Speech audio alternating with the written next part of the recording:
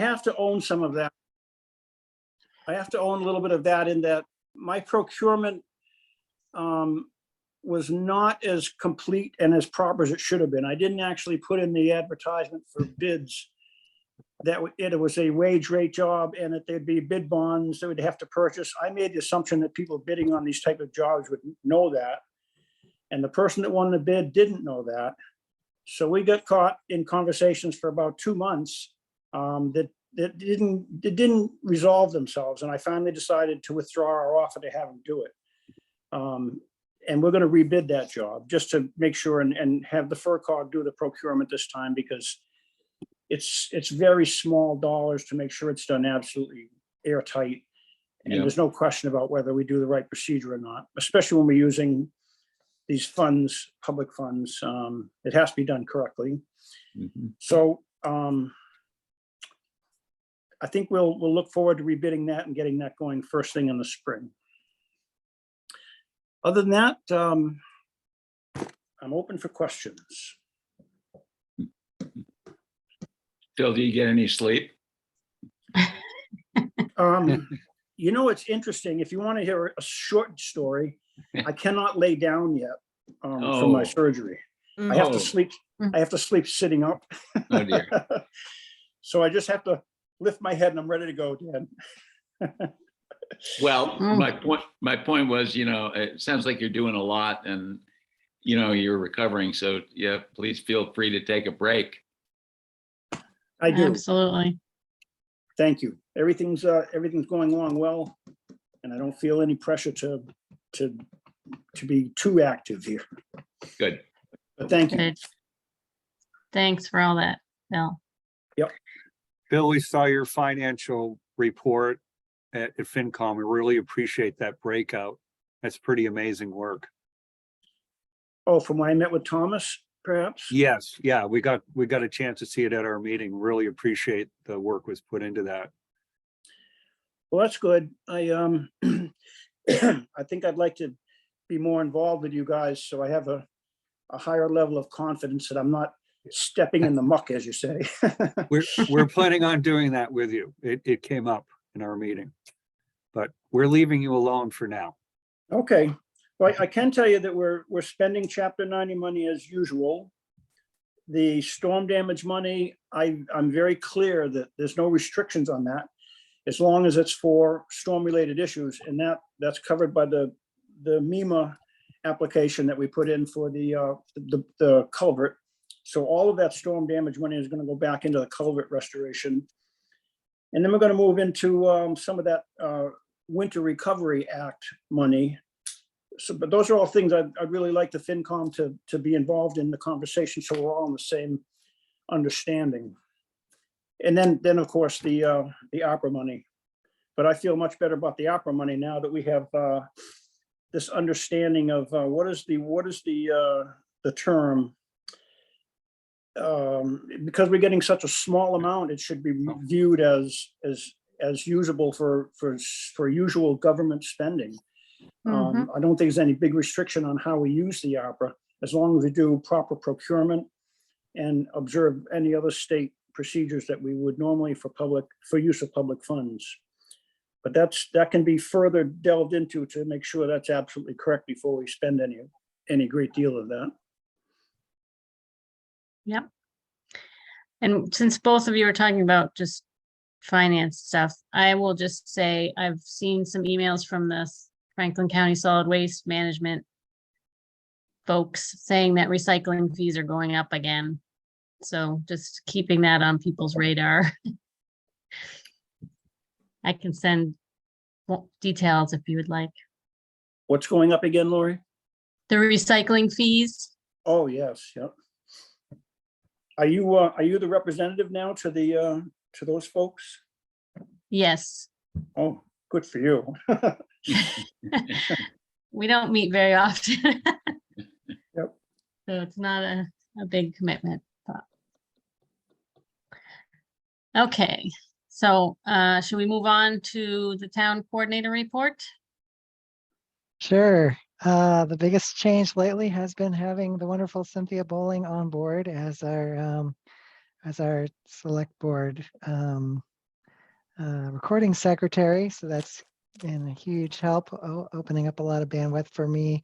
One of the projects that I got to catch up on a little bit is working with Marabito, who Phil worked with Andrea and the FERCog. So we have a new vendor for heating oil. It's part of a joint purchasing agreement. So we're getting good rates, but they needed to know all the details of our different oil tanks and how many gallons in each and how to contact when they need to check the tanks or fill up and so on. So getting them, I've gotten them almost all the information. I do need to know how to find out how the police substation is set up.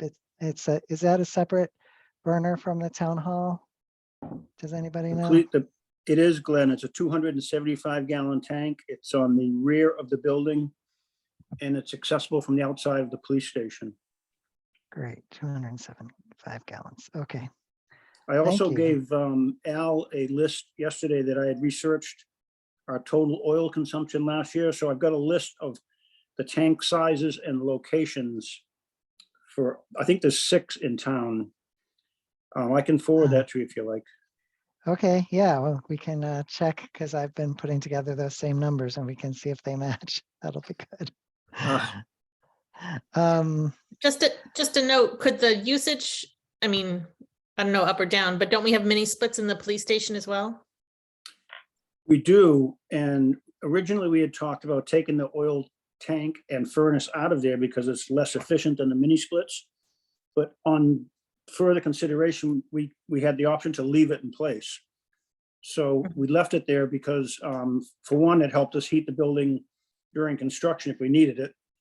But it's also a good backup as an alternate to the mini splits, I suppose, if we had electrical outages and things like that. But I'm not sure if the burner would work without electricity, but Right. it's not I'm just in the way. wondering, yeah, I'm wondering if we'll use less. Yeah, so it's not in the way, and we just left it there. And yes, there'll be a lot less oil consumption there as a result of the mini splits going in. Deeper part of the winter, you don't find the mini splits to be really all that efficient. And we have heads throughout the house fed with 2 compressors. And we use them at the very beginning and ends of the season. We do have wood too, so I mean, we prefer to use that, but really find when we get into the deeper part of the winter that the electrical usage really goes up and they become far less efficient as the temperature really gets down into teens and below. Just by the by. Yeah, the newest sort of recommendations from like Mass Save and other efficiency groups is to keep backup in place and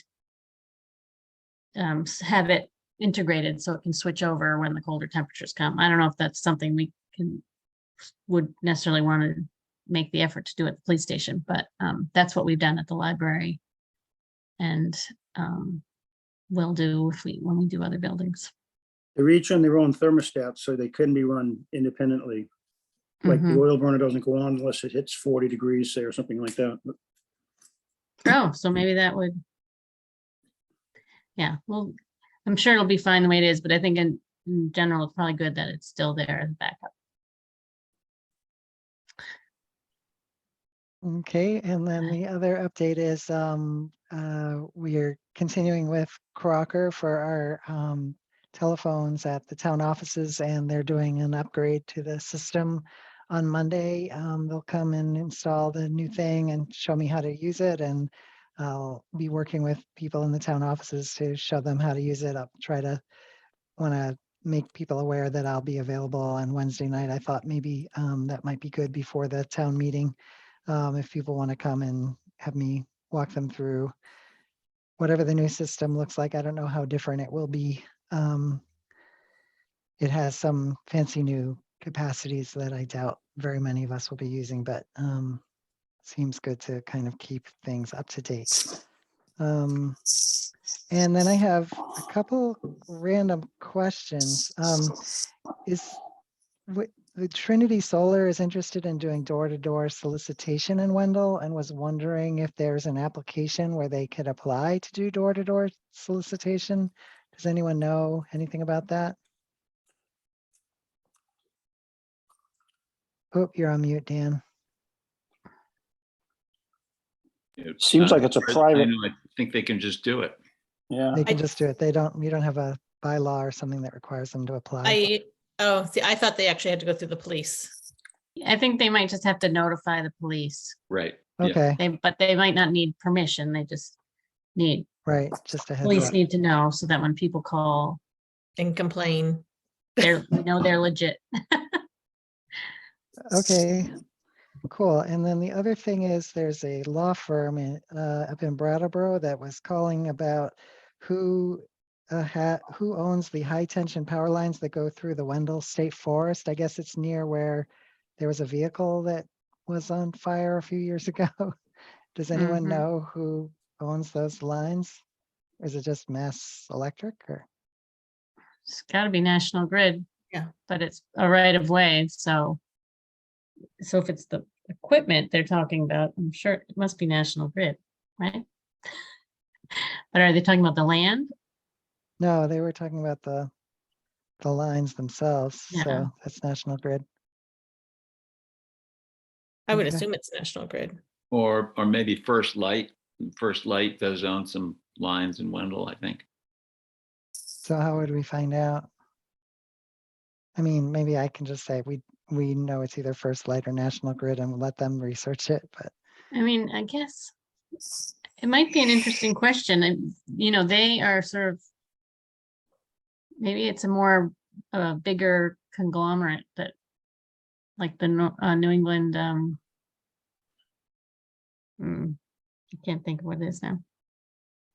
Because they cross lines. I'm sure they cross the borders of wherever source of National Grid cut, or the territories. mhm. So it might be just worth a quick research. I can look into it if you want. That'd be great. Thank you. It should be on the property card, right? Because they own a lot of property under the lines, a lot of them. Oh, yeah. So it's not just all right away. No, it's not just right away. They own a lot of, they have to own the area right under the line. So that would be on the property card, I think. Okay. Great. That's all I have other than everything else that's on the agenda tonight. Okay. Okay, next is the consent agenda. Does anybody want to take anything out of the consent agenda? We have 2 sets of minutes and how many town hall rental requests? Just the craft fair for Just the craft fair, okay. so far. Yeah. All right, hearing none, we can, I'll make a motion to approve the consent agenda. Second, Second. All right, and discussion, one thought I had when reading I think it was the first set of minutes, was that it said we approved the consent agenda. And I feel like it needs to list out what the different parts of the agenda were so that we have a record of the specific minutes we approved and whatever else might have been in the consent agenda. yeah, good. Yeah,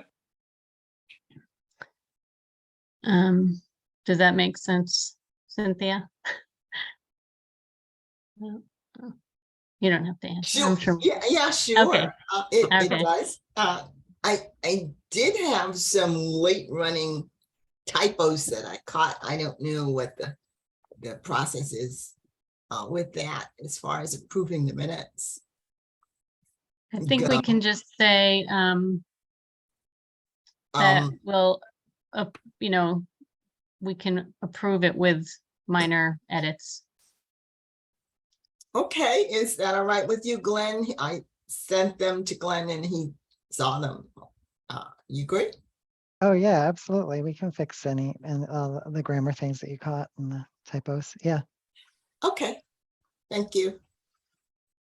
All right, any other discussion Josh on the, is. Yeah, yeah, um, Josh? what are the dates and for the craft fair? Are they still the 6th and 7th? Tuesday and Wednesday? No, it's a weekend, it's Friday, Saturday. Okay, the 6, 7, 10, 11. Um, I can yeah. pull it up for you. Okay. Mhm. Hey, I'll get that to you, Josh. 10th, 9th and 10th? It's just, yeah, the weekend, Friday, It's the Saturday. 9th and the 10th, yeah. Okay, thank you. I'll Mhm. mute my- All right. All right, so all in favor then with the edits we discussed and other minor grammatical edits for the minutes? Aye. Aye. Okay. All right, so move on to new business. Email, or I should probably pay attention to the time. Barbara's here for Barbara's here. 7:30 appointment, right on time. Hi, Hi, Barbara. Hi, so Barbara. I heard you were talking about the craft fair. Are those Mhm. dates November or December? December. Okay, because I know they'll be asking us about COVID stuff, so, okay, thank you. Okay, so we can go ahead with your agenda item, Barbara. Okay, so my understanding is that you want some more information about the septic betterment loan program? Is that right? I guess I didn't know that it existed. Okay. I don't know if any of the other select board members agree. And since you had asked about the, town council, I Right. just wanted to get a little more information. Okay. Well, the good news is, and then I'll explain about the program. The good news is that we are not going to need to refer to town council for this after all. Carolyn Manley found the document that we needed. Excellent. So some time ago, before I was a member on the Board of Health, apparently, and Dan, you may remember about this, the town was given some money from the state that was not all used. And the town decided to create a fund for people who were having difficulty paying to have their septic systems replaced. Is that Yep, about right? yep. So the Board of Health receives applications. We have the applications and all that information is posted on our website, by the way. So people who have failed septic systems can apply to the Board of Health for a loan with a maximum amount of $25,000. They have to meet certain financial conditions, they have to be below a certain amount. They must submit their tax returns and a bunch of other documents. And so we go through this approval process where we look over their documents, and they get they have to submit a septic plan and get estimates from several installers and so on. And if the loan is approved, then the amount of the loan, of the money that's being borrowed, is added to their taxes. And I think it's 15 years. I'd have to check on that, to pay it off. And it's added to their, I believe it's their May tax bill. So they're paying for the loan through their taxes. Mhm. Okay. So far, I know we have had 2 loans that have been completed. One was paid off when the borrowers sold their house.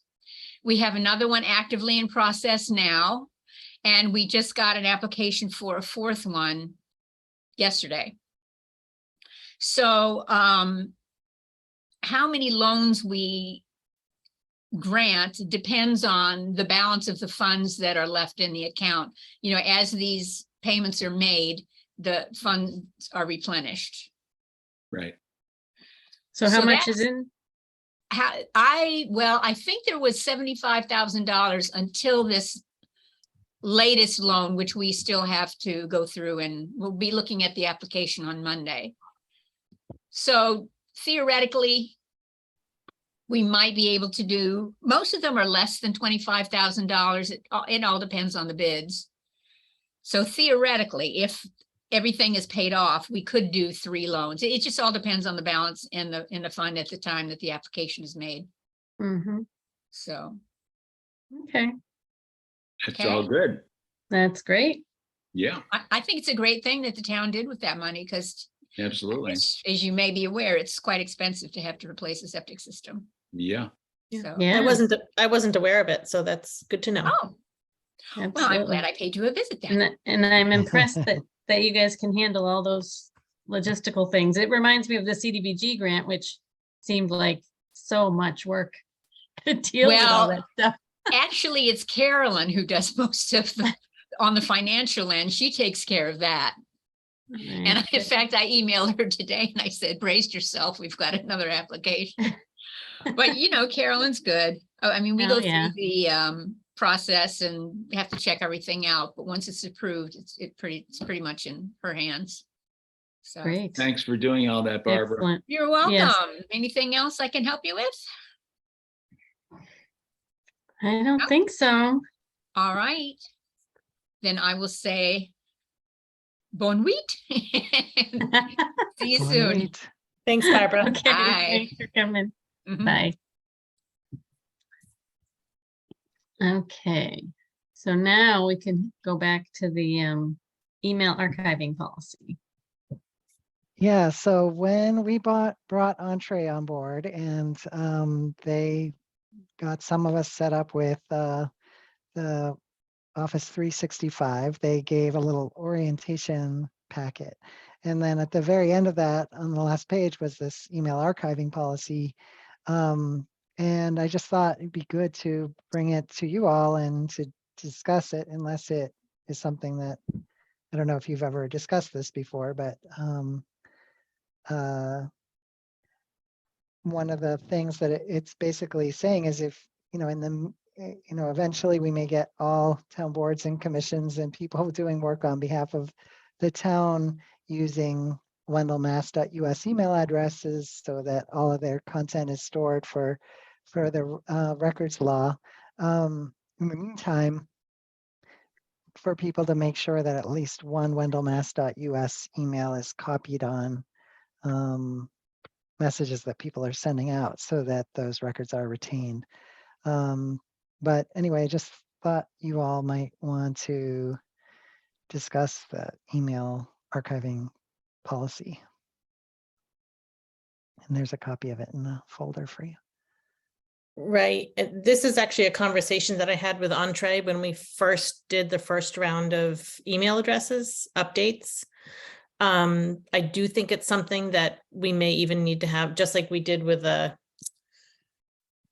code of conduct and the select board rules of procedures, might generate a bigger conversation at some point soon about how we want to manage email addresses, communication between boards, committees, et cetera, and office town employees. The policy that it really is like a suggested policy that we consider and put into place. In part, it's protecting themselves. In part, it's to protect us and individual members in town who are participating in town business, because we do have a responsibility to archive all communications related to our positions. So it's something that I think we need to firm up and figure out how we're going to put it into place in a more sort of consistent manner. One idea that I had logistically in terms of giving people a place to an email address that they could copy would be to work with Entree to set up an email that's just archive@wendellmass.us so that, anybody who wants to can certainly copy me if they want to have that, but presumably sometimes people might not necessarily want to copy everything that they're sending. They may be communicating with only other people who don't have wendellmass.us addresses. So that could be a way for people to do it in the short term.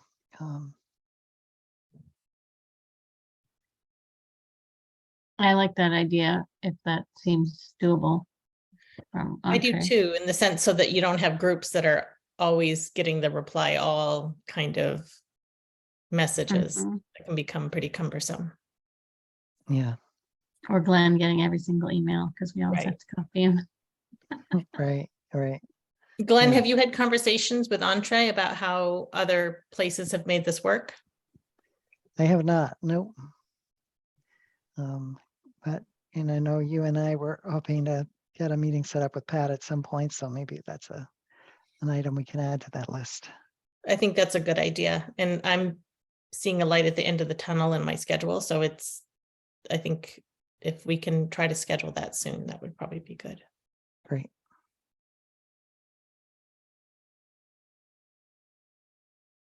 All right, do you think any other discussion on that is needed now, or should we see what Entree says? I with think that the idea? only Oh, other discussion maybe, or just sort of a part of the discussion with Entree that we need to have is putting more people on the wendellmass.us emails. mhm. And so we may come back to you with sort of looking at what we originally proposed, what's the current cost looking like.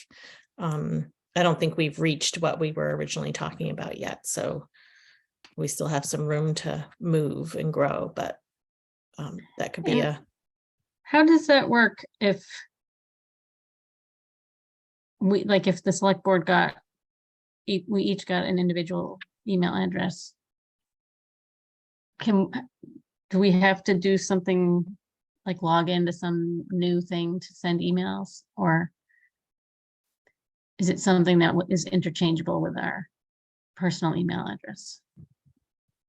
Am I making Well, sense you're with my all question? using different personal email providers, so it probably would look different, where you would log in with Outlook for wendellmass.us and have your email in a separate place. I mean, there may be ways to set up so things automatically get copied to your personal email so that you can see that there, but also can go in and, officially send messages from wendellmass.us. So there's lots of different ways to set it up, but yeah, essentially there would be a new place to go to do email for town business if you wanted to do it with that email address.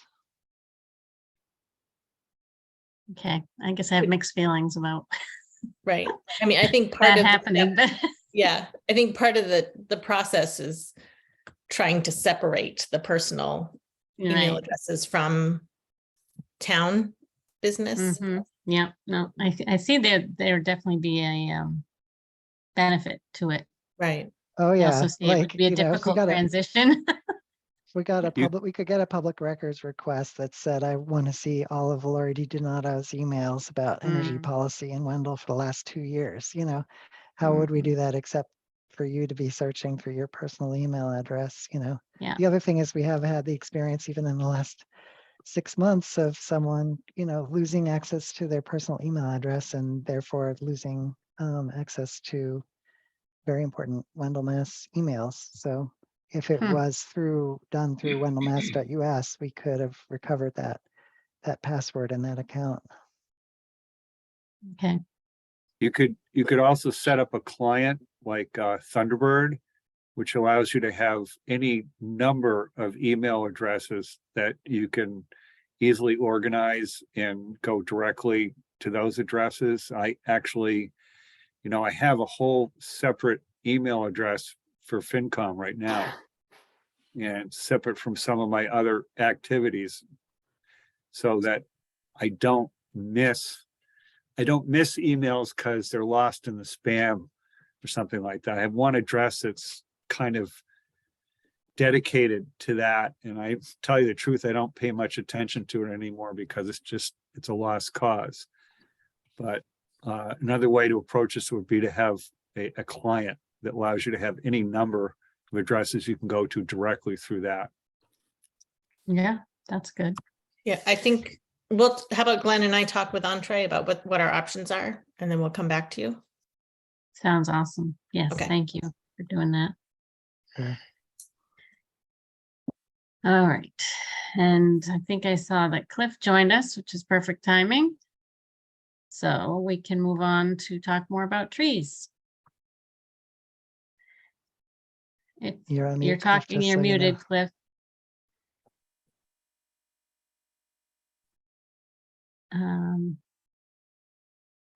Sorry, I was trying to get into a quiet space. I was in the process of cleaning dishes with the kids.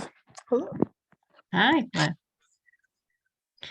So I know at the last meeting, we had pretty much a game plan to possibly move ahead with the most dangerous trees and some of the private trees, and then we'd look deeper into the remaining ones.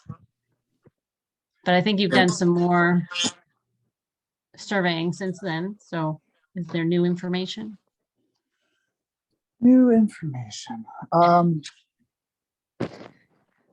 Yes, so yeah, I mean, I'm sure most of you saw the post I had put on the listserv. I know there's a few who aren't on the listserv still, which is amazing. My congratulations. So basically, I went out with Prudence and Ryan and Lance Wade last week, I guess it was at this point, and we kind of evaluated some of the trees within maybe 3/4 of a mile radius of the commons. And there's a few trees, you know, after hearing Ryan's full explanation of why he felt like they should be removed, and not really meeting my criteria for removal, especially like the older maples in the common. There's, you know, a few that should be, and there's a few that shouldn't be in my books. And getting Lance's second opinion, he thought that it would be appropriate or okay to leave them be, maybe with some pruning.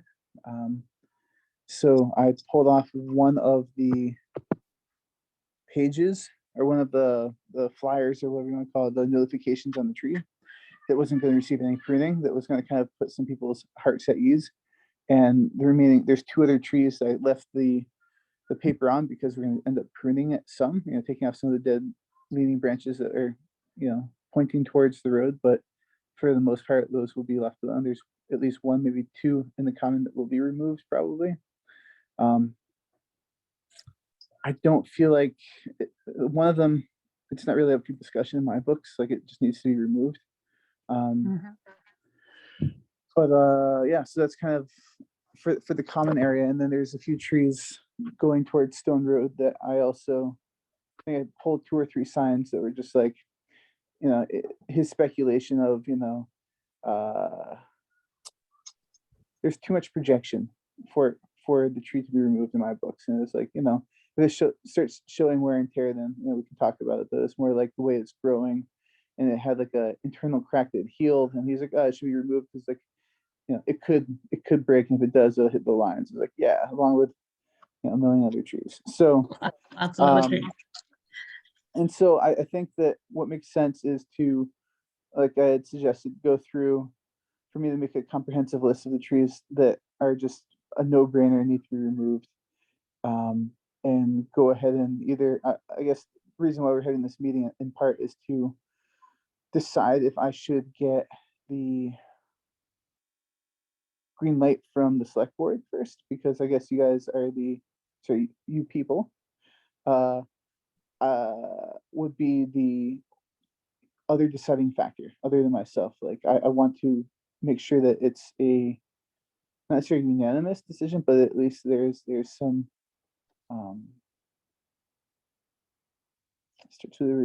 not camaraderie, but a cohesion, I suppose, so that we're all on the same page and in agreement. So I will create a list within the next, you know, week or so. I'll probably do it with Ryan, and then submit that to the select board to then give the green light to. But I guess my question is, should we have do I need to post these to the town so that in case someone's like, oh my God, you can't take this tree down because it's super special to me, even though it needs to be removed. I'm not sure where we want to, where that lies in terms of how we want to move forward. I mean, I have the carte blanche, if you will, to be able to just say it needs to get removed and it gets removed. And at the same time, I really want to honor everyone's perspective and needs and desires in town, and to meet them where they're at. And so if they're like really attached to a tree, to see if there's some way we can preserve an aspect of it, whether it's a heavy prune job so that it's, safe still, but, the tree still is intact to a degree. But then that creates another, 2 or 3 weeks out of sweetie. getting work done.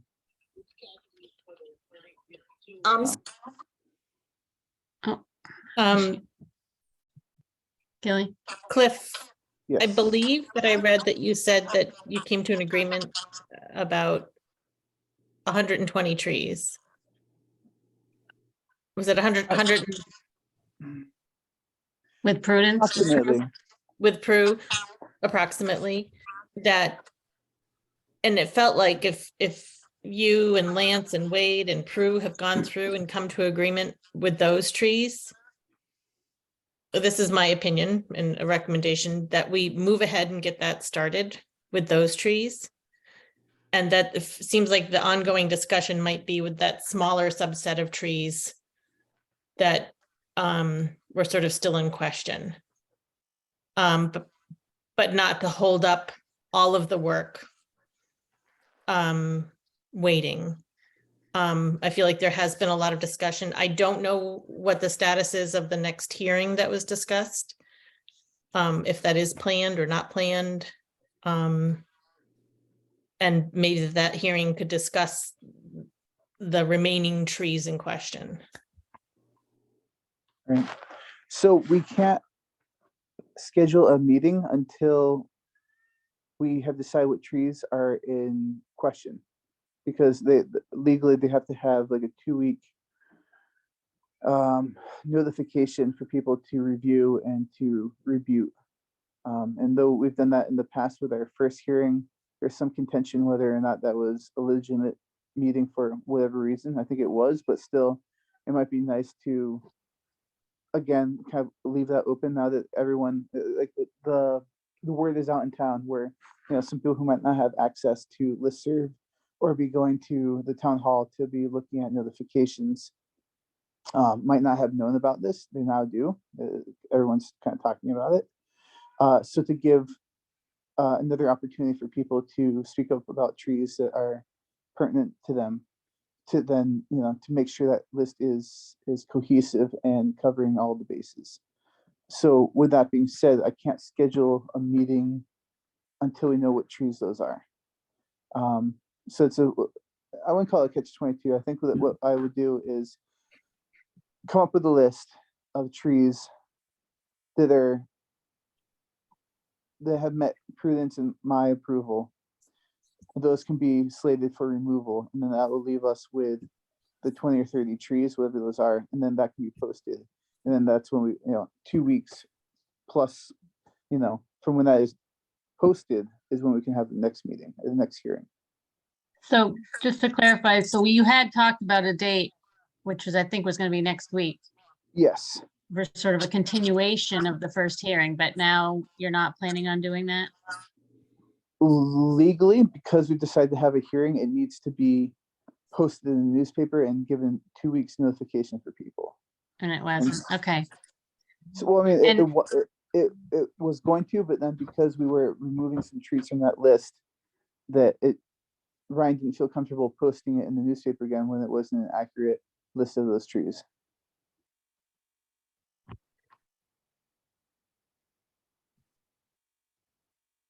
I guess I'm confused, I guess, because I thought this was a continuation of that hearing that had been posted. And I know there was questions about whether the planning board needed to be involved or not. But it sounded like the consensus was the planning board does not need to legally be involved. So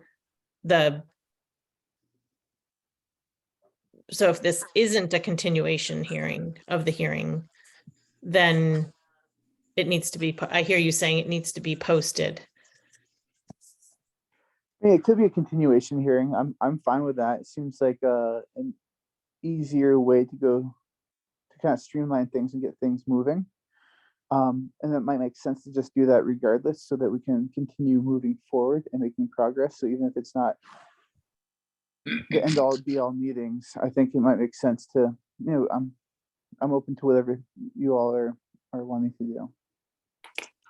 So another question I had, and I'm sorry, I was distracted for a second there.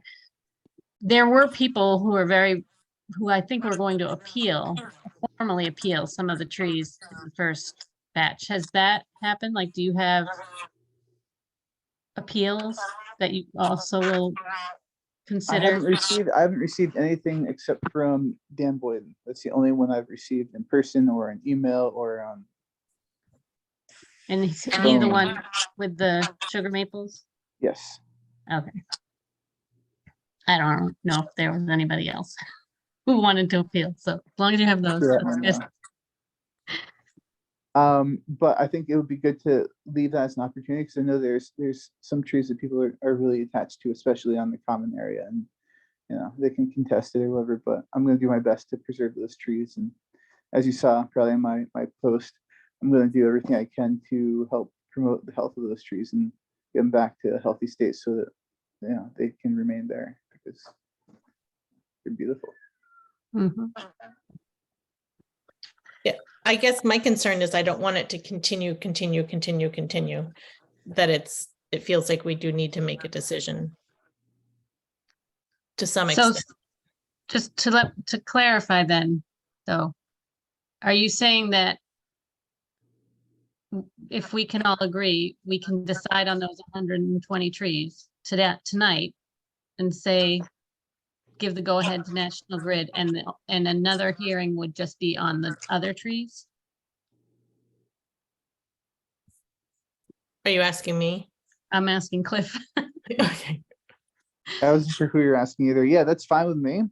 I mean, I just want to check in first before I make any moves, because it just makes sense, because we're in this place now of this this kind of contentious situation, where I want to make sure that I'm not overstepping, and if I am, I want to at least be doing it with all of you arm in arm, so that we're together in this, because there's definitely a lot of people who have strong emotions about this many trees being cut, which I totally get, and I just want to make sure that we're doing it in a way that is going to be most accepted by the town and embraced, I guess.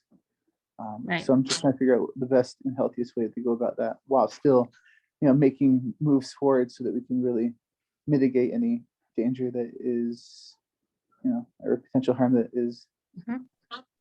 Dan, go ahead. Yeah, I just want to say, Cliff, that I, support, and I think the board does support 100% your thinking about it. And I think we would support your going ahead with those 120 trees. And maybe continuing a hearing, and at that hearing, with the support of the select board, approving going ahead with taking those trees out. Can you reiterate that last statement you said, Dan? I just want to make sure I'm clear. Yeah, I for one, and I think the board would probably support your suggestion, which was made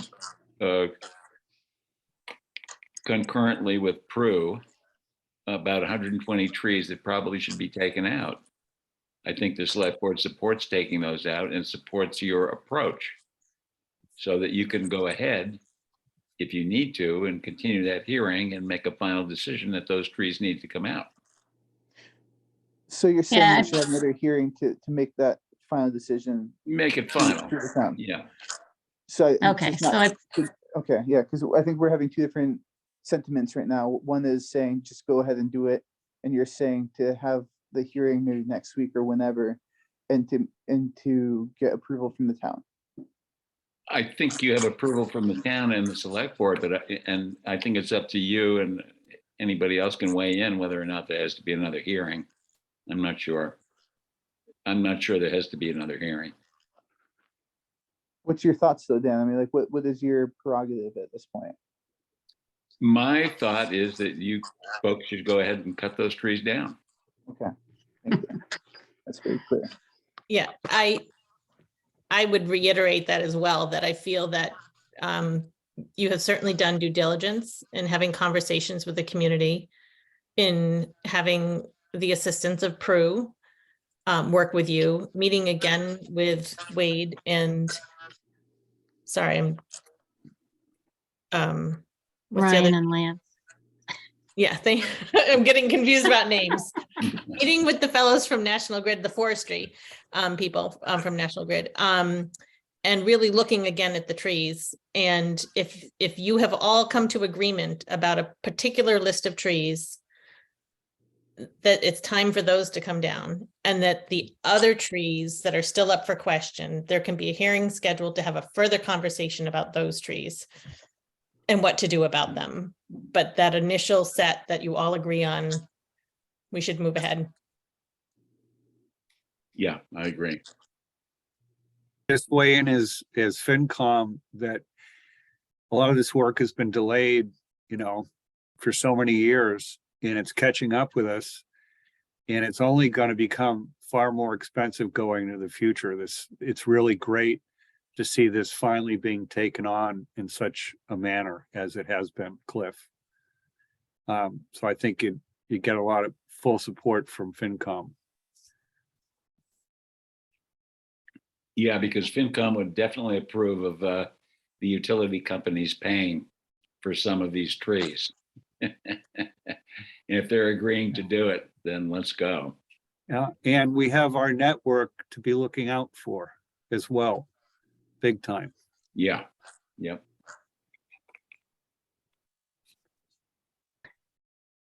So I am pretty much in agreement, but my only other thought, just because at the last hearing, it was sort of promised that there would be another hearing, and that there would be efforts to post the trees in a different way,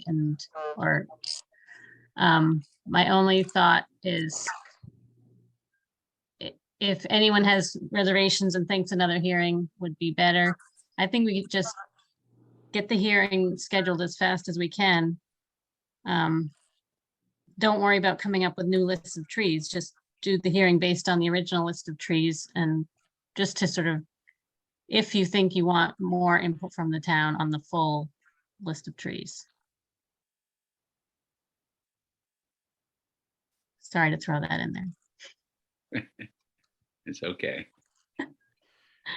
What are people's thoughts about me posting once I come up with the list, posting on at least the listserv to, to just see if there's any feedback that comes through or input, and give it, a couple days, and to ask people to, if they know people who are invested and aren't on the listserv, to reach out to them, to just, make sure that I'm not I don't want to say stepping on someone's toes, but make sure that someone's not going to be really, really upset. I guess in the long run, it doesn't really matter. I mean, it does, but because I do want to honor everyone's, feelings in this. And at the same time, if it's, posing a risk to the town and the infrastructure, and it's a very clear hazard, it needs to be removed, even if someone's really attached to it. But, if there's a way I can preserve an aspect of it that kind of remedies the situation a bit, I'd be open to that. And it would only be it kind of makes sense to do it that way, I think, because even if I gave National Grid the green light on those said trees, it still could be a couple of weeks until they get to them. And so if there's one tree that, needs to be pruned instead of just cut down, I can make that, adjustment within that time, up to the moment they're at the tree cutting it. Well, I would only suggest, Cliff, that if you do that, We don't do it just by the listserv. You have a formal hearing because there's nothing legal about the listserv. Right, What's that's legal- What's the trick. legal is a hearing. Right. The other Oh, thing, yeah. right, Oh, yeah. just to remember, Cliff, that the listserv is a private listserv. It's not a town. Even though it often is referred to as a town listserv, it's a private listserv. So I would even encourage you to have the information posted about the trees on our town website. Of course. And if you want to, you could post something on the listserv referring people to the website to view the documents and the lists of trees. Okay. And that's as easy as sending the list to the website committee, asking it to be posted. Understood. That makes sense. Does that feel like the best route? I mean, I really want to I want to streamline this, and at the same time want to make sure that we're kind of being as practical about this as possible.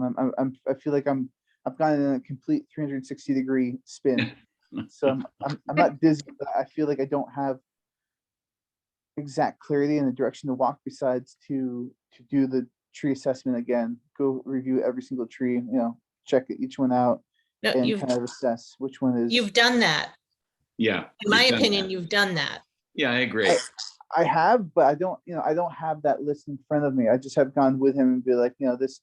So I actually have to go through and visit, all those trees, all those roads to kind of decide like, yes, this one needs to get removed right now. This one can be, needs to be weighted. And I don't have a methodology for numbering or whatever. And so I'll have to do with Ryan. I don't really agree with the way he's listing it. Like it's not very conducive to kind of a layman's practicality. So I'm not sure what the best way is to lay it out for the town to be able to best kind of, understand and be able to follow suit. I know I'm probably going over my time, and I apologize. I want to do this right, and I don't know. So I guess, like I said, that'll be my first step is just doing the list of the trees, and then maybe we'll have more clarity then. And do we have meetings every week or every other week as a select board? Every other week. Dan's like, I don't want to do any more meetings of this, and I get it. All right. Cliff, when you say you're gonna go through that list, are you talking about the list of 120 or the full list? Full list. I have to go through it and decide and have separate the list and be with Ryan so he is keeping track of those trees too, because the way he's listed it doesn't work for me logically in my mind. Like I feel like I need to walk with each tree with him for him to keep records, because the way that he thinks his trees are set up and the way the meeting happened when he's like, oh, this tree, and like, no, not that tree. I just don't want that mix up. And so I have to go over with each tree with him and, walk the roads or drive them and whatever. And to make sure that one tree that, is a no cut is actually, correctly marked. Is that what you're asking, Glenn? I feel like we're not fully. Yep, I think that helps. Yeah. All right. Where do I get more Star Trek head pieces? I like that, Glenn. It's a good look. Nice, isn't it? I guess I'm feeling like it doesn't make sense to have this follow-up hearing until that list is clarified. Yes. Because I think we won't have enough information to go off of for conversations with people. Was there a smaller, I felt like at some point there was even an even smaller subset of trees that we could have give the go ahead to National Grid that were not questionable in any way. We knew they needed to come down. The trees on personal property. No, there was just trees that, like, without a doubt, are just such a hazard that they're, with the slightest, breeze or someone leaning against a tree, they are going to fall, kind of thing. So I think that I had initially put trees into 3 subsets where it was like imminent danger, like it's, and then there are ones that will fall within the next year or two, and then there's those more like potentially will fall within 5 years' time. And have And you given the so- go-ahead for for the imminent danger ones yet for National Grid? No, I didn't think I had. I mean, I guess I have permission. If I really felt like I just felt like I was undermining something or someone, and so that's why I wanted to have this meeting, was to figure out that. So maybe How many is in that list? Do you know? Do you remember? not really. I mean, I feel like it's a pretty even, like 30, 30, 30 kind of thing. But yeah, that's Just because we are getting, and we've seen it too, a lot of the feedback of people not wanting this to be delayed, which Gillian already mentioned. And definitely, you know, once winter comes, we want to make sure we've got some of the trees down. great. So Um, regardless, I still have to do that full assessment right now. So I'll try to do that within the week, and that way I'll have the high risk, medium, risk, and then low risk trees. Those high risk trees, I think I'm just going to give the go ahead for him to remove, and then for the town to then decide on the medium risk and low risk trees as a community. So then we might have 80 trees to decide upon, but that's half as much as 160. mhm. And I Cliff, think the that other- was a good. Mhm. I mean, these numbers are just pulled out of the hat for me right now, Mhm, but mhm. I think that would make sense, is to just reassess each tree and revisit it, knowing that that's kind of the way we're going to address the situation. And that will give people an opportunity to kind of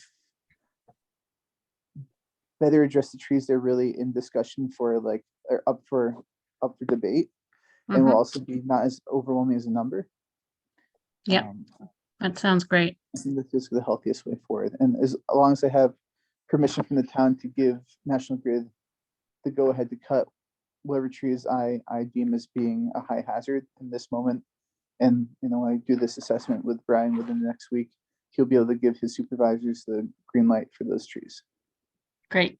Yeah, okay, well, can I make a motion? Can I move that the select board approve the cutting of these trees as described per Cliff's recommendations of the high hazard trees? I can second that. And hopefully what you need to say, Gillian, will fit in that discussion. Or did you want? Can I would like the personal property trees, the ones on personal property that homeowners, residents have given approval to be removed, also be added to that list. I don't That's see why we fine. have to wait on that. That's fine with the maker of the motion. I don't know. Does Cliff have I have no say in purview that, over those? Okay, but unfortunately. no. that's in that huge list of that number of trees. So I want to make sure it's clear. I think that's separate from the 160. I feel like they said there were like 300 private trees or something. Yeah, I believe so. Okay, All right. Any other discussion then? All in favor? Aye. I, That make you feel better, Cliff? Take it away, Cliff. Alrighty, yeah. If you start to question, you can call me, because this is the second time I've heard the select board really endorse the idea of taking down the high hazard tree. So, and they've made a motion on it now. And so if it starts to feel like, oh, I'm not sure if they're really behind me, just call me and I'll remind you. No, I'm fully reassured, for sure. I guess the last step for all this would be for us to find a wood bank, because this is a rare opportunity where National Grid is willing to take the trees and deliver them to a Oh, yeah.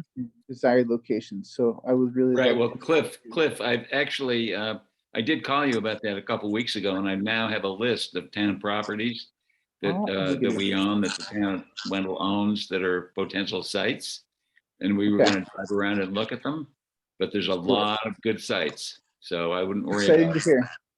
And I thought we also talked more about rats being a good site and maybe settling on that a little bit. a possibility. Yeah, It is. That's one. That would be the ideal spot, because it's a lockable area. It's flat. Trucks can get in there easily. I think that. well, no, as a matter of fact, the rat site would not be right at the recycling center. It would Okay. be another part of that property, which would have to be developed. So that's why I mentioned to you Okay. that we could go and look at it if you want to. I'd be happy to look at it with you and with Phil, because it's a 15-acre plot there at the Rats or so. And Yeah. there's a lot of land, but you would not be going into the recycling center. Have to be another spot that would be developed on that land. But we can look at it, and there are at least 15 or 20 other sites in Wendell that are available. I feel like we need something in the immediate, where what you're proposing sounds like a wonderful opportunity for something, but it might not be ideal for the wood bank. That's why we need to go around and look at the sites. Let's go for a cruise. It sounds great. Enjoy a Yeah. ride. Go Sunday driving together. It sounds great. Thank you, Dan. I appreciate it. Sure, my pleasure. I've done it All right. before. Well, thank you everyone for your time and camaraderie and all of this and patience and trying to figure out the best way forward. I appreciate it. And I'll get to it and start making those lists, and I'll forward it to who's the person, the go-to person within the select board for me to send information to. Glenn. Glenn. You lucky dog. All right, Yeah. Captain Kirk. That sounds good. All right. Well, then I'll forward that information. I'll probably just end up just doing a general select board, That's email fine. thing too. Good. And then Dom, do you want me to also send that list to you via email? You got it, kid. All right. Sounds good. All right, everyone. Have a great night. Thank you so much, Cliff. Of course. Thanks, Thank you. Cliff. Thank Night. you. All right. So next in line is the PFAS remediation at Swift River School. So we've got our first proposal from Ty and Bond. See if I can find it.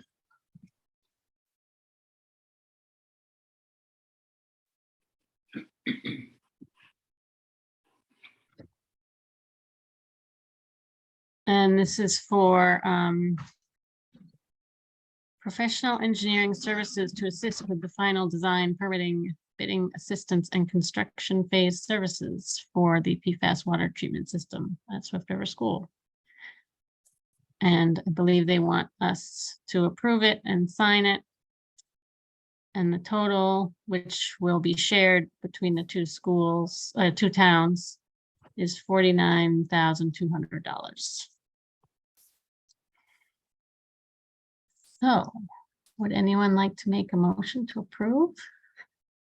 I'll make a motion to approve the proposal from Ty and Bond for engineering services for the PFAS treatment system at Swift River. I'll second. Any other discussion? I will just say, I think that we might have been low in our special town meeting warrant because this is just for, the leading up to getting somebody to do the work. And I think sort of the number we had in mind was the actual construction and work when we thought of that number. But if needed, we can either use ARPA or do another transfer or Well, get a just as a grant. reminder, we have the $40,000 earmark for this work that is going Yeah. through New Salem. So Right. And I think they spent some of that on Ty and Bond, the first yeah, part work we did with Ty and Bond, but there should be some more of that left, I believe. Yeah. Yeah, I was hoping one of the New Salem people would come so we could talk a little bit more about specifics, but I think we'll just figure it out down the line. But Yeah, we just one want to thing approve. that will need to get sorted out is just kind of the accounting, like, okay, they have 40K and they spent so much, and how are we going, are they going to pay and we're going to reimburse them, or should we have this be going through the schools? So all that stuff, I guess, kind of needs to get sorted out. Kathy and I started a short discussion about it today. Okay, But good. we'll figure it out together. Awesome.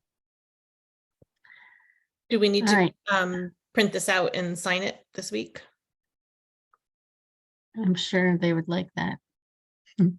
I think that, yeah, New Salem already signed it. I know Carl told me that. I And think it voted on has it. one signature line, so I think you would authorize Lori to sign, and then Lori, if we can probably do it by email. Or scan me, or Okay. send me a picture of the signed page or whatever. All we can right, sort it out. okay. Excellent. Makes it easier. And thanks for doing that. Okay, so are we ready to vote? All in favor? Aye. I, Great, thank you.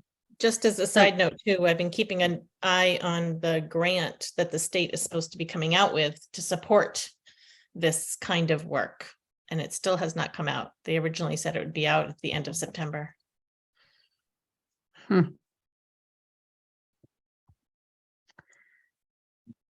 That's too bad, but I think we have time. And they did say it could be reimbursed, so.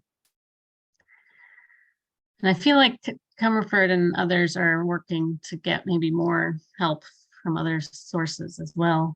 I don't know where I thought I read that, but we can help. So did we need to do anything to authorize me, or is just as the chair of the board, is that good enough? I think you're all set. Yeah. Yeah, All set. all right, Go for it, Lori.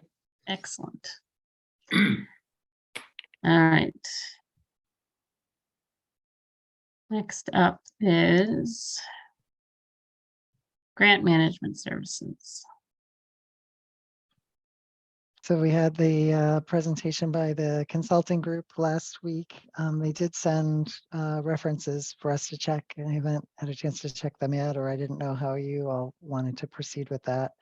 It seemed like maybe the first step is figuring out whether you all want to sign up for this type of service, and then if so, evaluating who's the best vendor.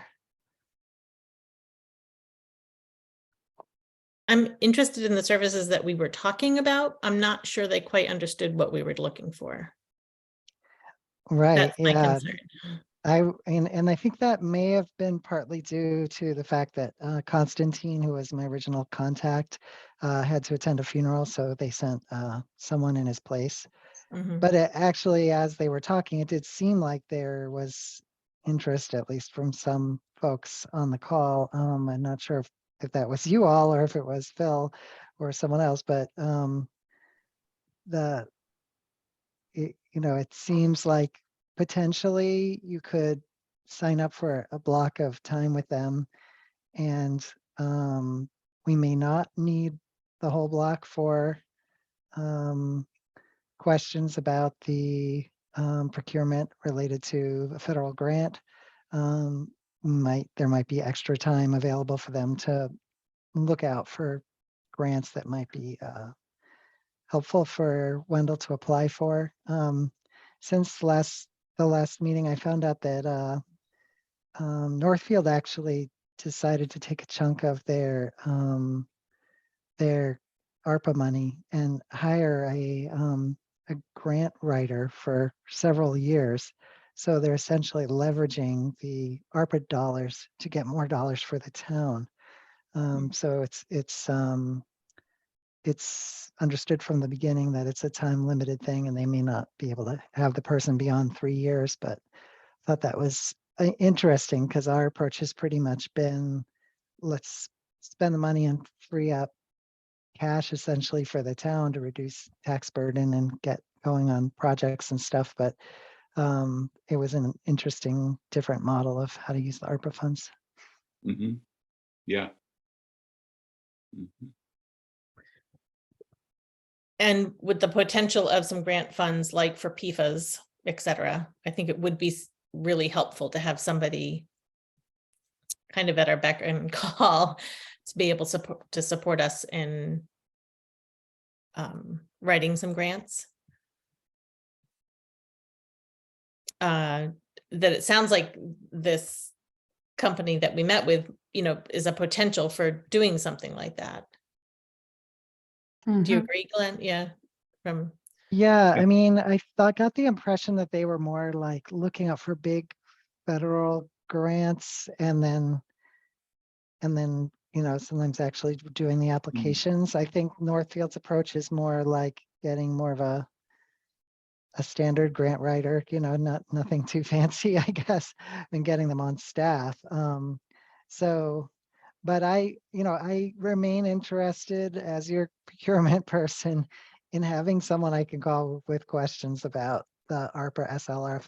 I know it seems kind of straightforward in some ways, but I know there are times when you look at the documentation for guidance and you can't make sense of it and you want to call someone, but they actually have been sending out emails from the Treasury saying, don't call us because they've cut our budget and we don't have availability to answer your questions anymore.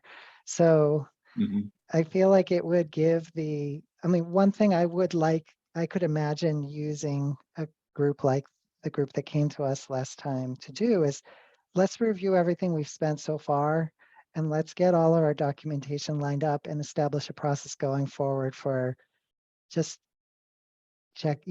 compiling the documentation that they think we'll need for a federal grant. Then I think it could be pretty much running on its own momentum, except if we had little questions here and there. And one thing I appreciated about the presentation last week is they seemed extremely generous with their willingness to answer questions, Mhm. even when we hadn't signed up for a grant with them. So I like Yeah. that. Yeah. Mhm. Well, I was actually very impressed by their presentation last week, and I also thought that the different plans they were offering were pretty reasonable, and I don't think there'd be any problem with going ahead and hiring them at the minimum level they suggested, which was 10 hours or something for X number of dollars, and get started with them, see how they work out on a very low level basis without further investigations.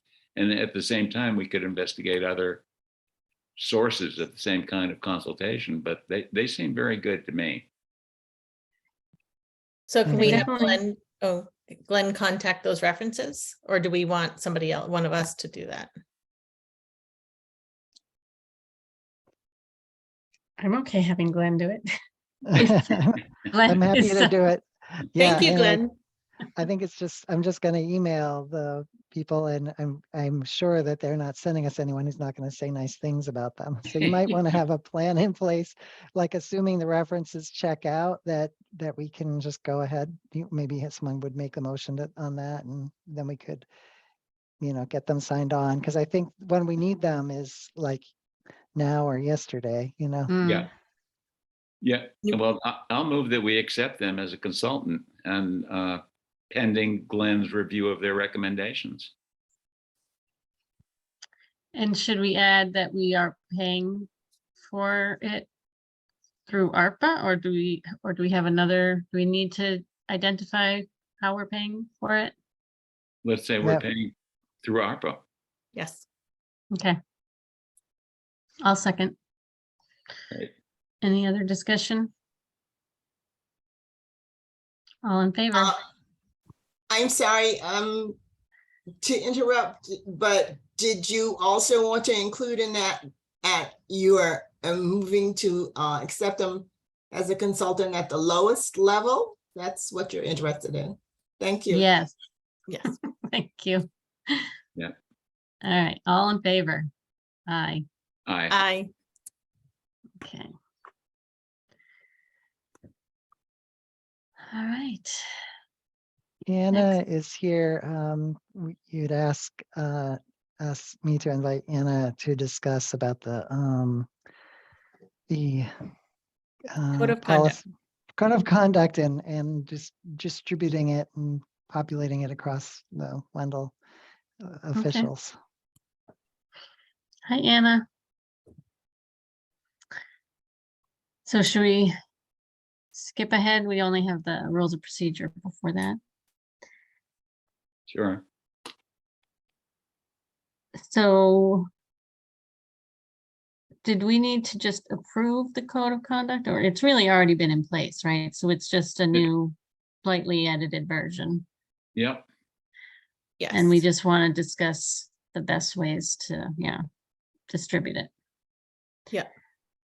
I did put on it affirmed, by you all tonight. Yeah, So I you saw could that. vote That to was good. affirm it if you want to, because it has really been gathering dust for quite a while. So Sure, I'll make a motion to reaffirm the code of conduct for Wendell that has been drafted and has a few minor edits. Second. All in favor? Aye. Aye. Aye. So I think we probably were all in agreement that it should go out with any new, when people get sworn in. Is that right? Like with the open meeting law and all that kind of stuff. And then also with any new hires. Yep. Anna, do you have any suggestions on the best way to proceed with that? I can make it another line that they have to check off when you get sworn in. I've been sworn in, I have received the materials. I can just add, I received the Wendell Code of Ethics. The one issue will be getting it back to people who've been sworn in and have terms that don't expire within the next 6 months or so.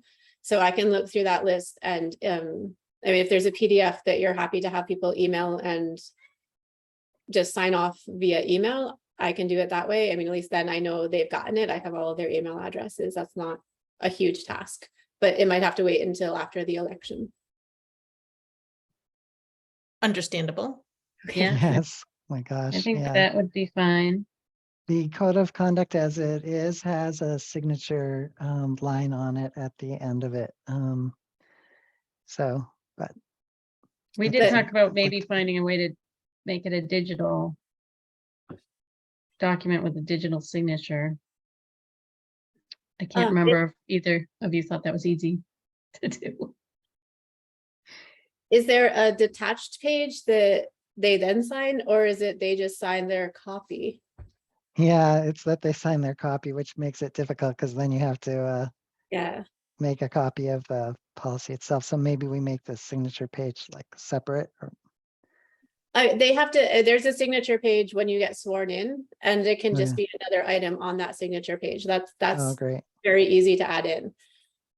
Because there's one for appointed officials, there's one for elected officials, they're slightly different, but I can just add, I have received and will enact whatever words I want to choose there.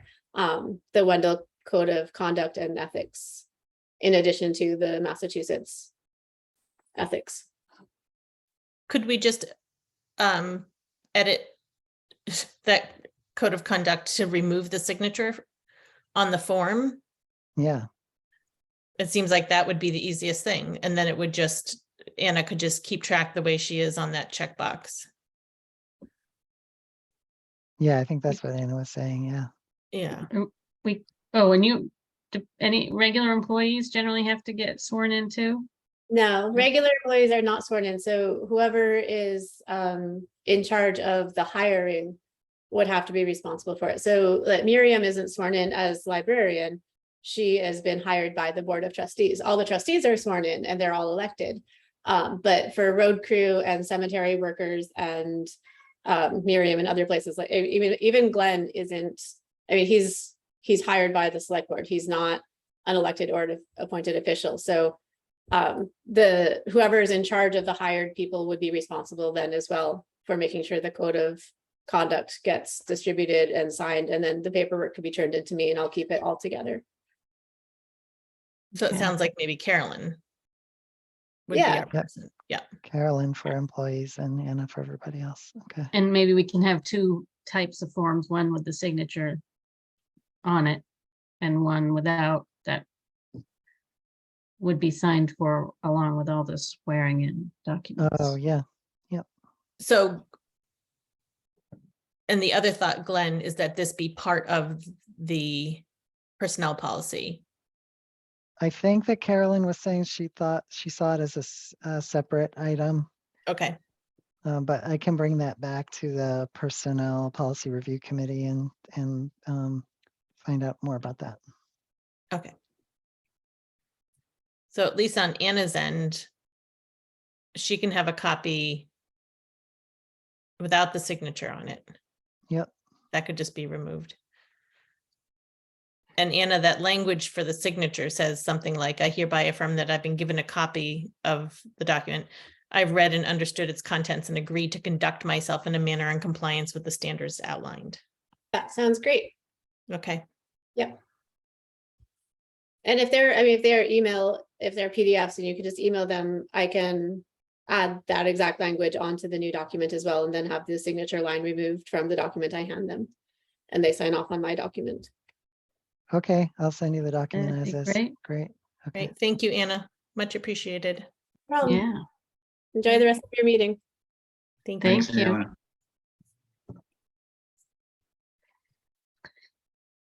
All right, so we can go back to the rules of procedure. Oh, was Carolyn coming for that same discussion? 'Cause here she is. Hello, Carolyn. Maybe she's not here yet. Should we just talk about the rules of procedure? I think those we just wanted to approve. Correct? Sounds good to me. And I might have seen a few little typos, but I think we can just approve it and, It's You a know, work I in think- progress. yeah. And yeah, I did it really quick. Some of the formatting could be improved as well. Yeah, I can work Okay. on cleaning it up a little bit. Oh, and the only other thing that actually was a little more significant, but again, I don't know if it's anything to worry about. It does talk about having meetings in the town office building, which of course we aren't doing currently. But we will in the future, so I don't know if anyone feels we want to correct that and say it could be remote or in the town office, or just Sure. leave it. Yeah, I think it's a good idea to put that in there. Remote if approved Okay. and legal. And it's not Mhm. necessarily going to be legal forever. Right, exactly. Right.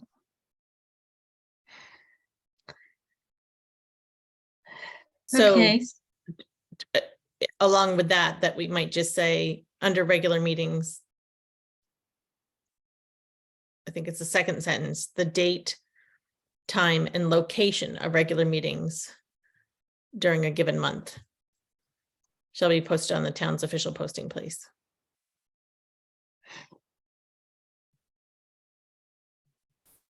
yes.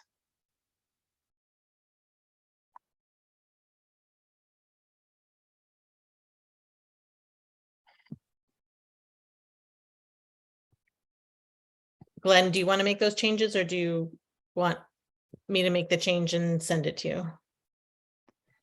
I'm happy to do it. Okay, great. Thank you. Sure. Did you already make that change? It's like it says location on my copy, but maybe it's in a different place. So do we want to approve it though with those edits?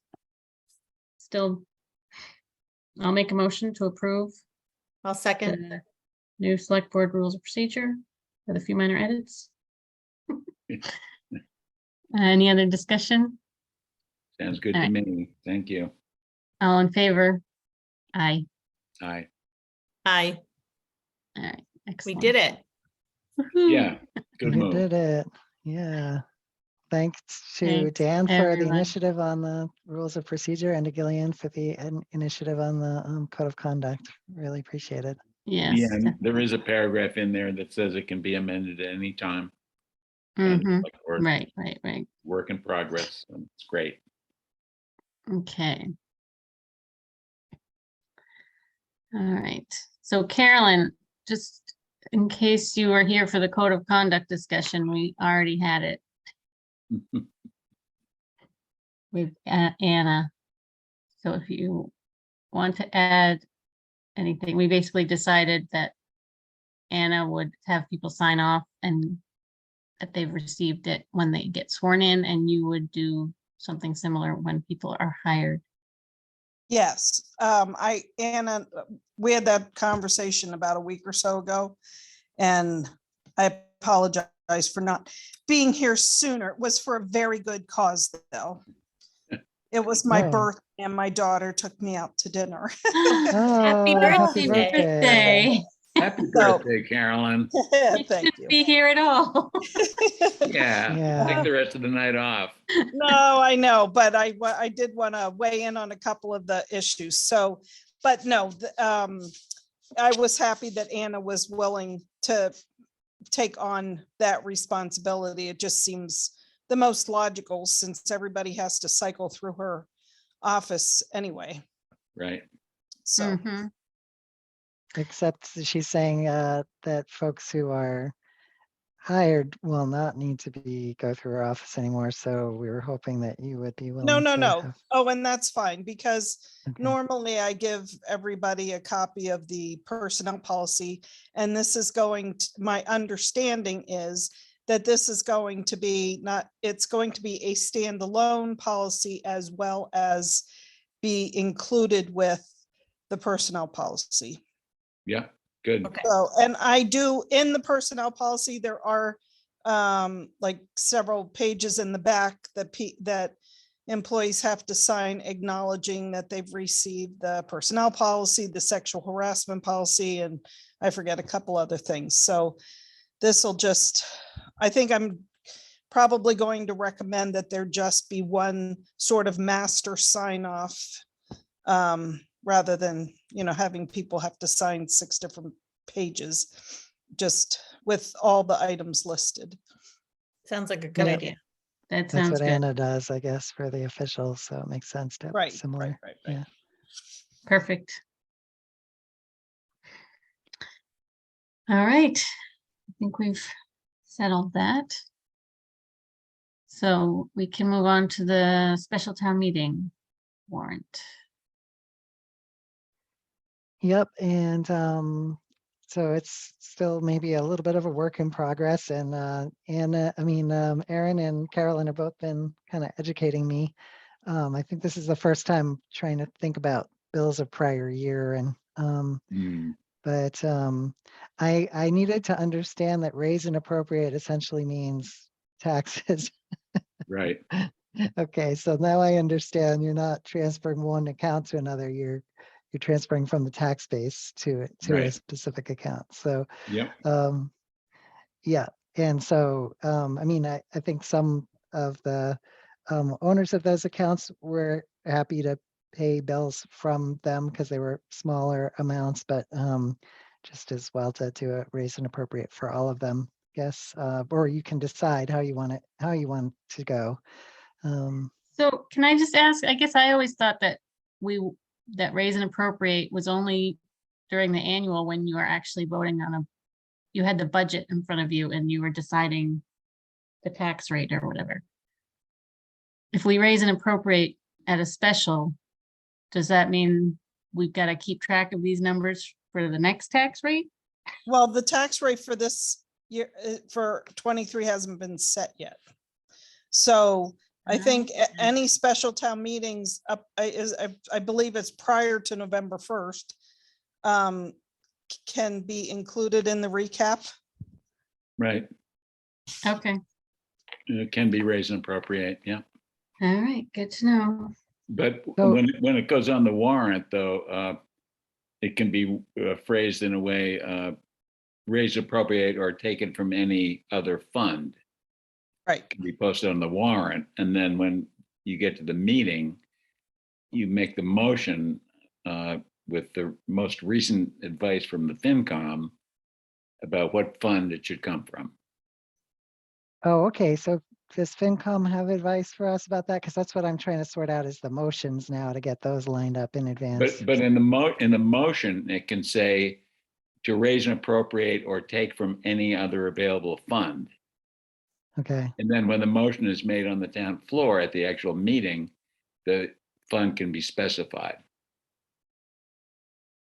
okay.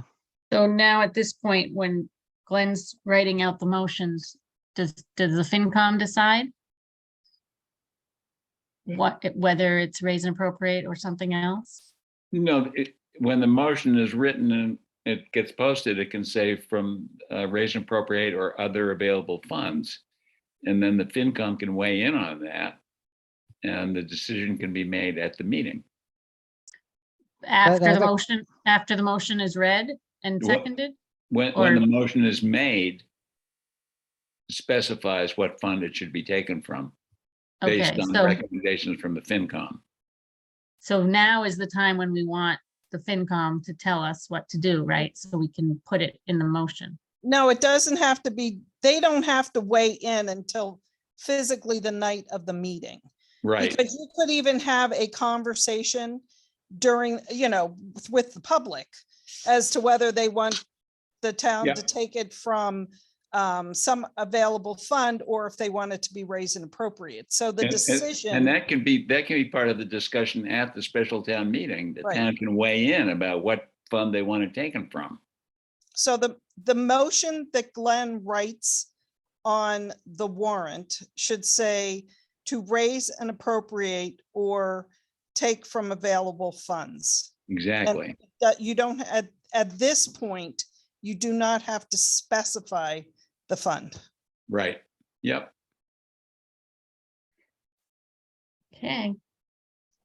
Okay, Do you mind me asking a few more questions, just because I'm still on a learning curve here? Of course. So don't you all want to go in with a plan? I thought that was what, because we've already posted the warrant, so that's all settled. I thought this was essentially a working document for the select board to be going into the meeting, knowing what motions you want to make. Like, don't you have a preference of how you want to put forward, rather than just having a broad open discussion, don't you want to put forward a motion that is specific about where the money is coming from? We can, but we need to get the recommendation of the FinCom. And if the Okay. FinCom says take it from this certain account, then when we go into the meeting, we would make a motion to take it from that account. Okay. And so Al, are you here from the FinCom to tell us? Right, how you want I'm it to not go? here to give you any specifics but we're gonna have to review that and see where there is, where there's excess and where there's funds available. And most of those amounts, aside from the recycling and transfer station, are pretty minimal. Yeah, So it's not gonna be hard to pull those, but we're gonna have to have a discussion about that, sure. But, so it's not a concern. Any of those first three articles, number 4, we'll play with that. So I don't have a big concern about it, no. but we So can if also I- just say transfer from available funds or either of those things.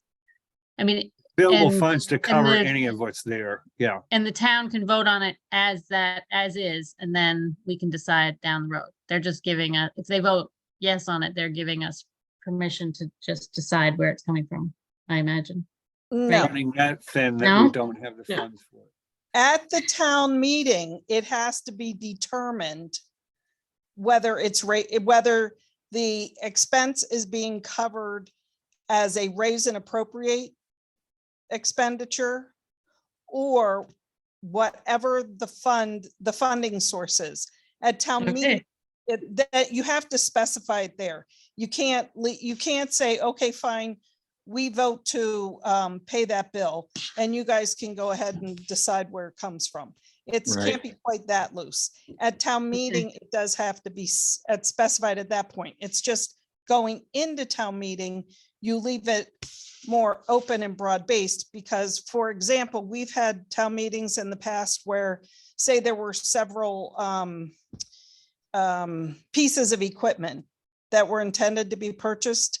And depending on which ones were approved and weren't approved, that varied the funding source. And so that couldn't be determined until the discussion happened at town meeting.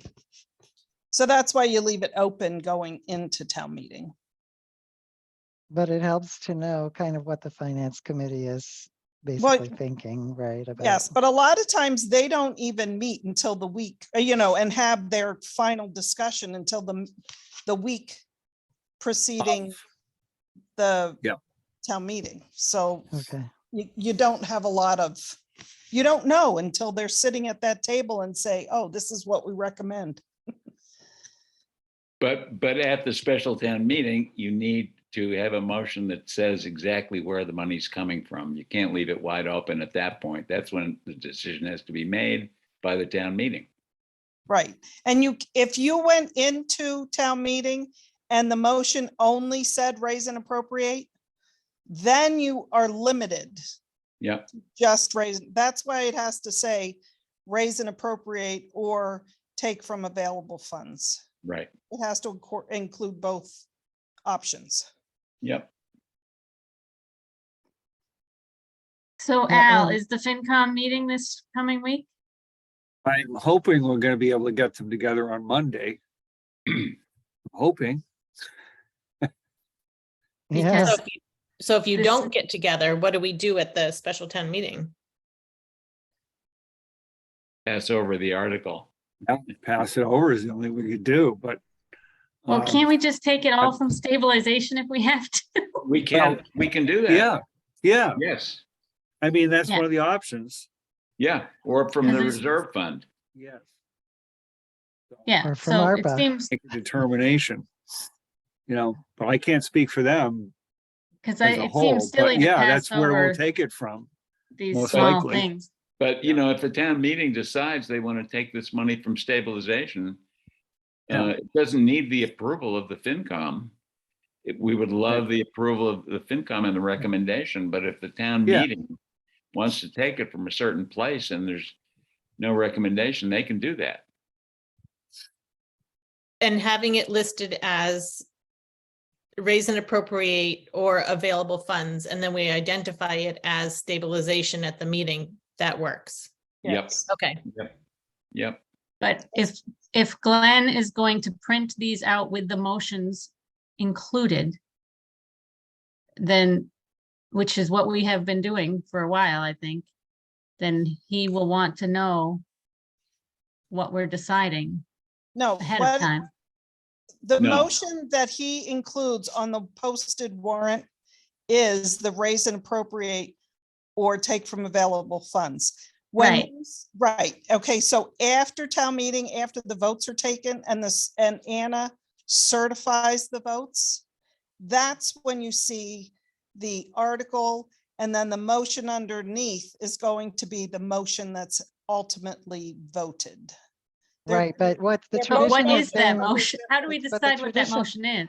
You have to have the town meeting. You can't decide it prior to the town meeting. Right. but my impression has been that the tradition has been, we post the warrant and then there is prep done in advance where there are motions written out as preparation so that someone gets up and makes the motion that has been deliberated about in advance, and then the town meeting deliberates about it as a whole and they can make changes to it.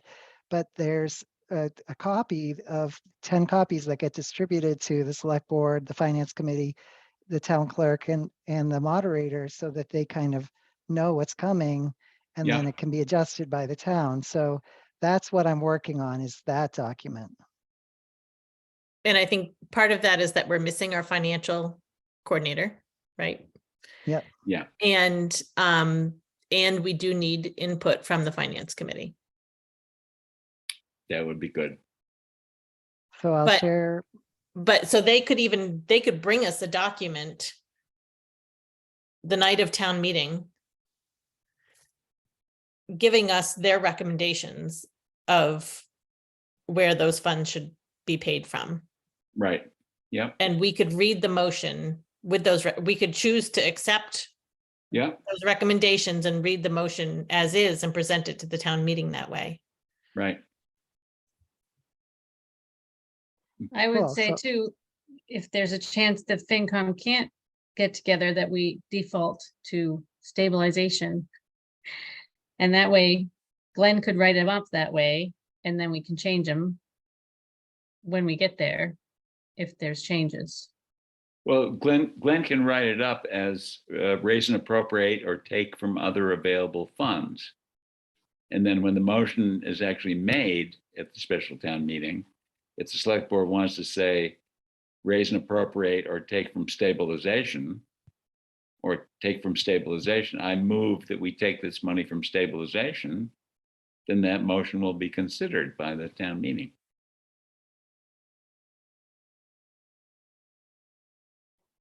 I think what I figured out is I'm gonna take the current draft that I have of the warrant with the motions and share it with the FinCom and ask that FinCom get back to me with, if they want to, with any changes. Otherwise, I'll give it to you. Or as it is. recommendations, yeah. Yeah. Does that sound like a good plan?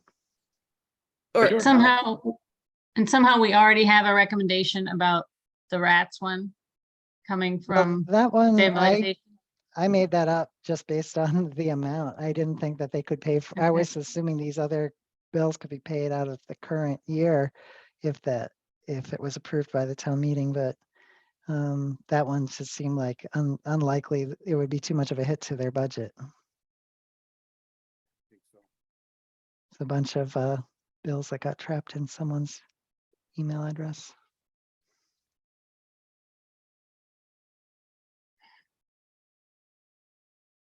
Thank That's the you. only one I think we're really gonna have to discuss, Yeah, between us of to any amount. The rest of it is inconsequential.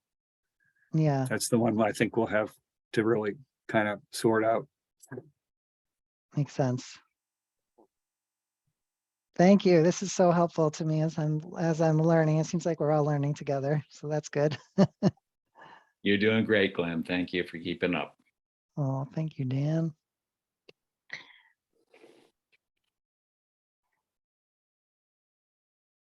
Anything else on, the other question about town meeting was, I think Gillian had asked about whether we wanted to try to have it be hybrid, so people could attend similar to the tree hearing.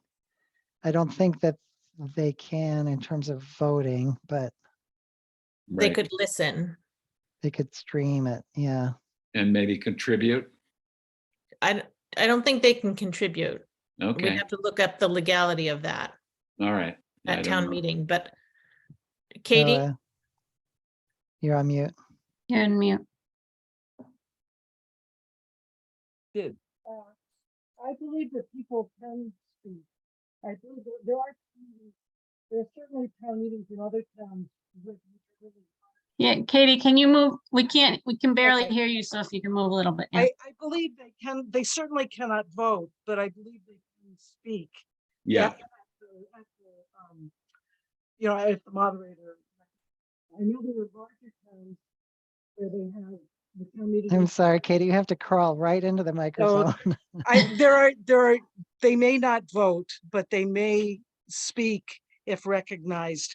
There are larger towns that have large numbers of people in 2 different rooms. And the people in the second room are seeing the meeting, and they're allowed. Lost your audio. Similar. So, I mean, as long as they're recognized, they could speak. that's what I thought. Good. okay. So So- I don't know how that was set up. Is there a screen over there or how does it work? Well, Um, this is, I think somebody brought a screen, it, maybe Sarah has one. Sarah did it. It's her own personal equipment. Like, Oh, so we could request if she's willing to bring it. And willing to run it. There was some difficulty, this is why I'm a little hesitant, is there was some difficulty with people being able to hear. We definitely need to have a microphone for people to be speaking into when they got up to speak at the meeting. Because people who were listening remotely couldn't hear those who were just speaking in the general audience. Well, I mean, I don't know if someone else wants to take the initiative to pull this together, but I think it's a great idea for the next town meeting. Right, I think agree. Good idea, Glenn. I think that's a good idea, and I think we just need to remember to think about it ahead of time. Yeah, I'll put a tickler in as soon as we start talking And about It the sounds- next it town sounds meeting. like we might want to buy some equipment for the town. the IT grant that we Yeah. submitted, in it is built-in equipment to do that. Yeah. Owl, Is there- whatever it is. Is there some kind of screen at the town hall? Because I remember the FinCom used to do presentations during town meeting. Yeah, I have a big movie screen that I brought over for that. Oh, okay. A giant movie screen, and I have a video projector that projects onto it, which was used. I'm Okay. happy to volunteer that if anybody wants to get involved. Well, we did write in the grant for that equipment. So hopefully, Yeah, good. But we haven't heard about that grant yet. My Well, my I'm audio happy to system volunteer is, that stuff in the meantime.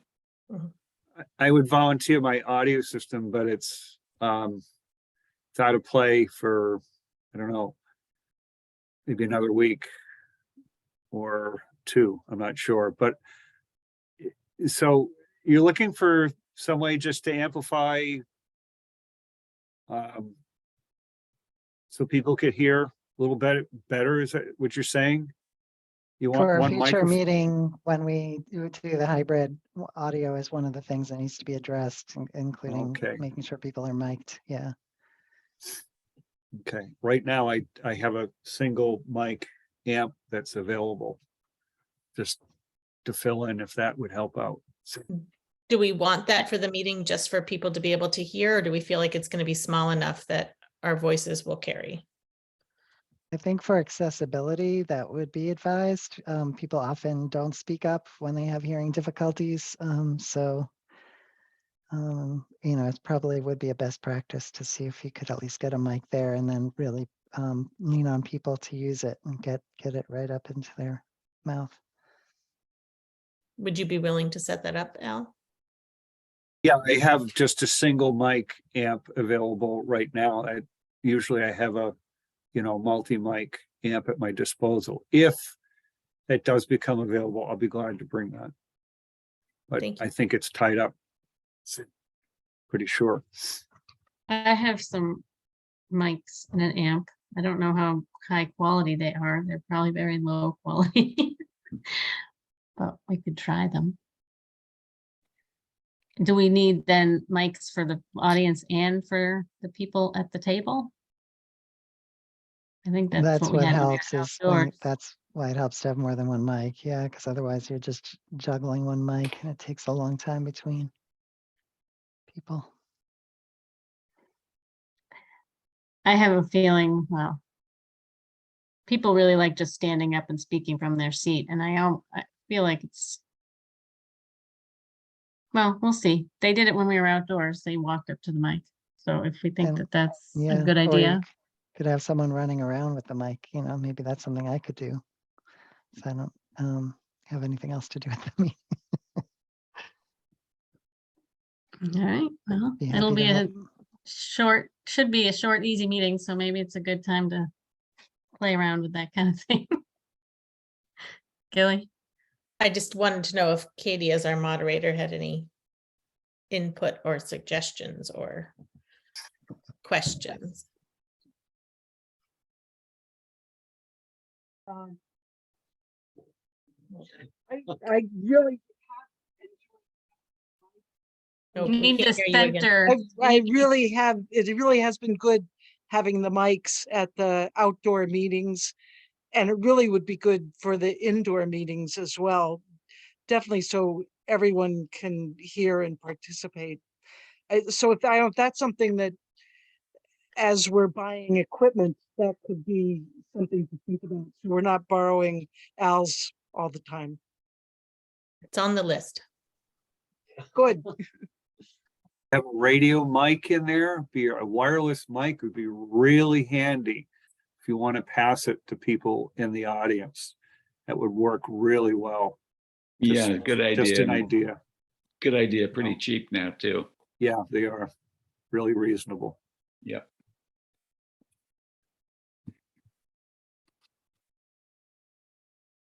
Okay, any other logistical stuff for the meeting?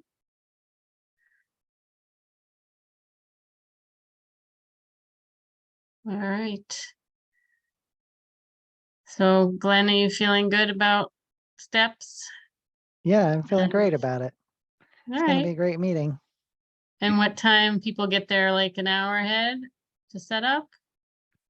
Sure. All right. I think that's it then for that special town meeting. And we're signing And- warrants that night. Is it possible? I wonder if it's possible for somebody to bring them over to the town hall. If they're ready by the time, I'm sure they will be, because I'm sure Carolyn will want to be at the meeting and everything, so I can bring them over. You think That's a that's good idea. possible, Carolyn? Sorry, I was looking for something. No, I'm happy to either connect with Glenn and he can bring them over. I can bring them over when I come before the meeting. Okay, thanks. Excellent. Any topics not reasonably anticipated? Bedtime. Yeah, really. Since I I'll missed, nap while you talk. since I missed it, was everybody all set with the whole betterment issue and the Board of Health? Yes, Yes. Barbara Yeah. told us you take care of it all, and so we are not worried about it. I don't know about that. But luckily, we found the document that I've been scouring my computers for, so that was why we needed possibly to go to legal counsel, but crisis averted. Well, Thanks, it's good to know Carolyn. about it too. Yes, Yeah, it's a great program. So, excellent. Okay. Yeah, Yeah, it's great that great. you do it all. Seems like it could be a headache. well, if we can get all the documents in one place, it's not too bad. Mhm. Good, good. All right, I think that we're done then. I will entertain a motion to adjourn. I will make a motion to adjourn.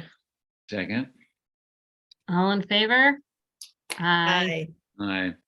Adjourning at 9:07. I almost voted too. Thank you, everyone. Thanks, everybody. Nice job. Thank you. Thanks, Good night, Lori. everyone. Bye-bye. Bye. Good night, everybody. Good Thank you, night. Cynthia. Thanks.